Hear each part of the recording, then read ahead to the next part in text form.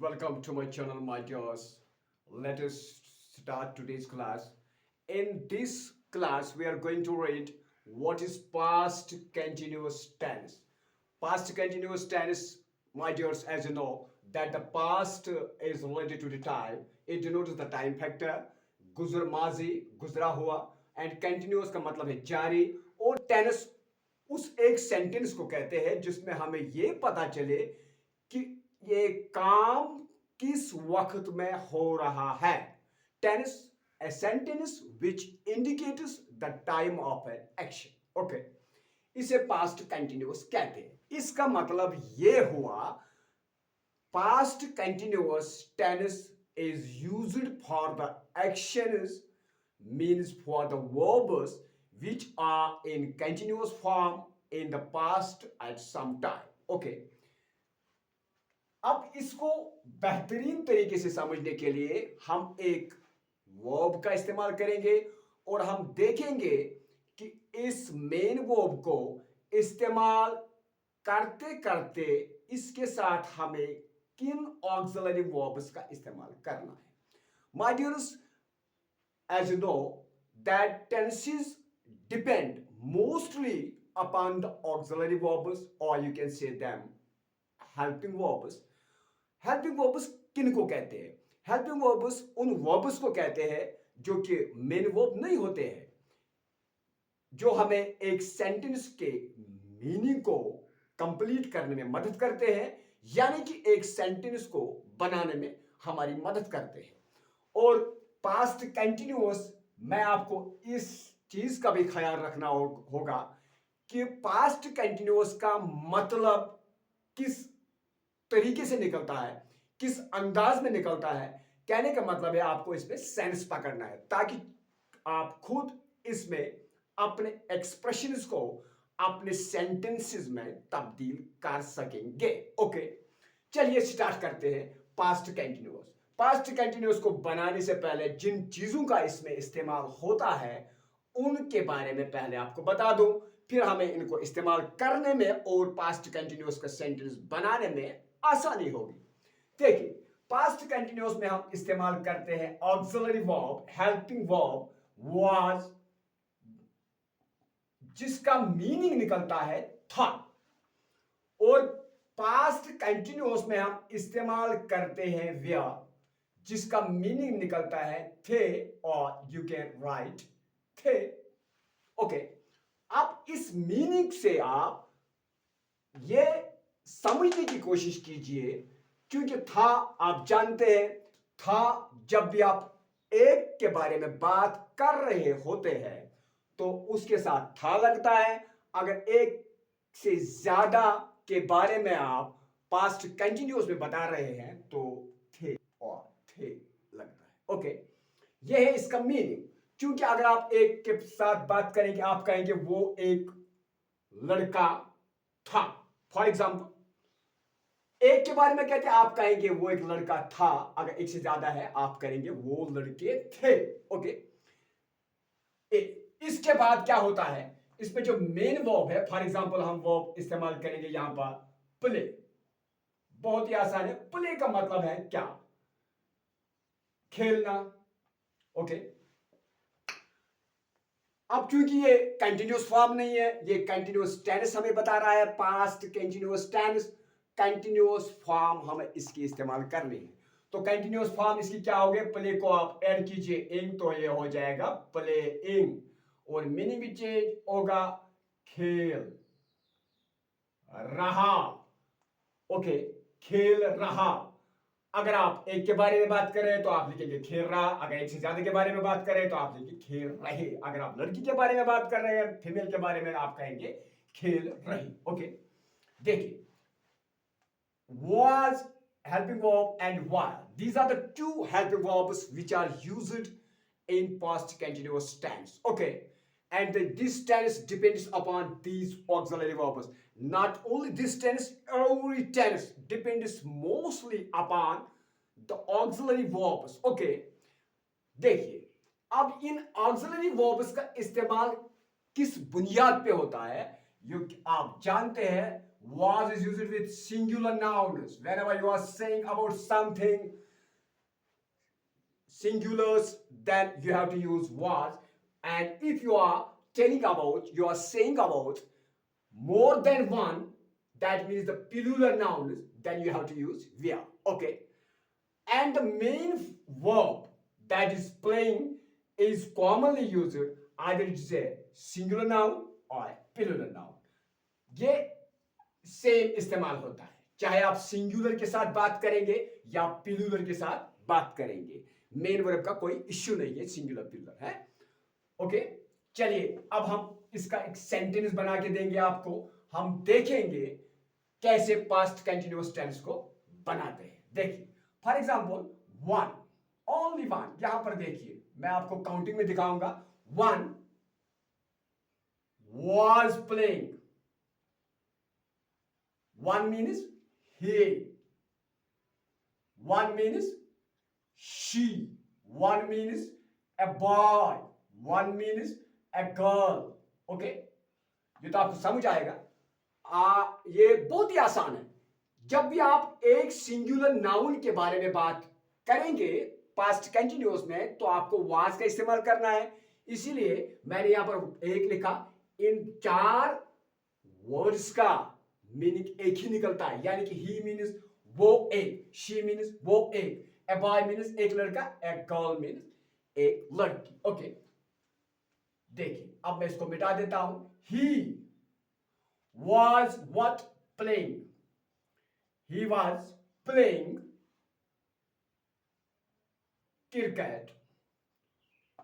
Very simple. ये तो आपको पता ही पास्ट है. He was playing cricket at 5 p.m. yesterday. Okay. जब भी आप कहेंगे he was, जब आपने जुबान से लिखा he was, इसका मतलब है ये पास्ट है.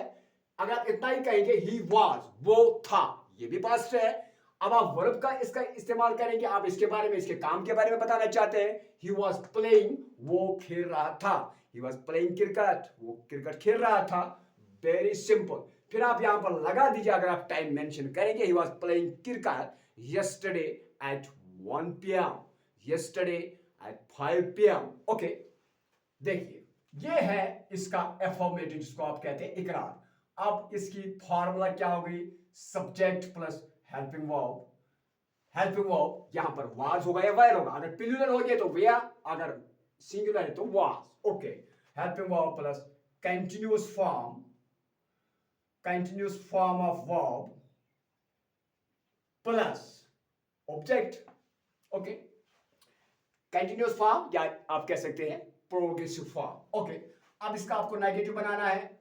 इसका मैं आपको मीनिंग लिख देता हूं ताकि आपको समझ आए. वो क्रिकेट खेल रहा था. ओके, अब इसका आप नेगेटिव बनाएंगे. आप कहेंगे he was not playing cricket. Okay, वो क्रिकेट नहीं खेल रहा था. ओके, अब आपको इसका इंट्रोगेटिव बनाना है. ओके, आप क्या कहेंगे? मैंने आपको बता दिया है पिछले टेंस में, हर एक टेंस में जब भी आप इंट्रोगेटिव बनाएंगे तो आपको पहले ऑक्सिलरी वर्ब को लेना है, इसके बाद सब्जेक्ट को लेना है, ही को लेना है. Was he playing cricket. Okay, was he playing cricket. Okay, playing cricket. ये देखिए, ये हो गया इसका इंट्रोगेटिव. क्या वो क्रिकेट खेल रहा था. ओके, सॉरी, क्या वो क्रिकेट खेल रहा था? Was he playing cricket? Was he going there? क्या वो वहां जा रहा था? Was he meeting with him? क्या वो उससे मिल रहा था? Was he reading a book? क्या वो एक किताब पढ़ रहा था? ओके, ये है पास्ट कंटिन्यूअस टेंस. वो क्रिकेट खेल रहा है, वो खाना खा रहा है. He was eating food, she was eating food, a boy was eating food, my mother was eating food. Okay, a girl was eating food. आपकी मर्जी, आप वर्ब को यहां पर उठा लीजिए, आप यहां पर ईटिंग लिख लीजिए तो यहां पर आएगा वो खाना खा रहा था। Okay, he was not eating, he was not playing cricket, वो क्रिकेट नहीं खेल रहा था। He was not going there, वो वहां नहीं जा रहा था। He was not attending the meeting, वो मीटिंग अटेंड नहीं कर रहा था। He was not washing clothes, वो कपड़े नहीं धो रहा था। ओके, ये है सिंगुलर के साथ। अब इसी सेंटेंस में हमको क्या करना है, हमें खाली सब्जेक्ट बदलना है, और सब्जेक्ट जब आप बदलेंगे सिंगुलर से प्लूरल नाउन यहां पर लगाएंगे तो वाज भी कट होगा, तो यहां पर व्या आएगा। ओके, देखिए अब इसका हम प्लूरल के साथ इस्तेमाल करेंगे। हम यहां से मिटा देंगे, ये सिंगुलर हम मिटा देंगे। अब हम क्या लिखेंगे यहां पर plural, they, we, you, okay, boys, girls, कुछ भी लिख सकते, टीचर्स, ओके, मदर, स्टूडेंट्स। देखिए दे वाज नहीं आएगा, अब यहां पर क्या लिखेंगे, दे वेयर प्लेइंग क्रिकेट, वो क्रिकेट खेल रहे थे, वो क्रिकेट खेल रहे, यहां से आपको समझ आएगा कि प्लूरल है, वो क्रिकेट खेल रहे थे। अब देखिए, अब इसको क्या करना है, अब इसको नेगेटिव बनाना है, आपको बताना है कि वो क्रिकेट नहीं खेल रहे थे। अब क्या करेंगे हम यहां पर लिखेंगे दे वेयर नॉट प्लेइंग क्रिकेट, वो क्रिकेट नहीं खेल रहे थे। अब क्या करेंगे, यहां वाज को हटा लीजिए, यहां पर वेयर प्लेइंग क्रिकेट, क्या वो क्रिकेट खेल रहे थे। बहुत ही आसान है, इजी है। तो ये आपका पास्ट कंटिन्यूअस टेंस। अब आपको याद क्या रखना है, in the past continuous tense auxiliary verb was is used with singular nouns as well as I.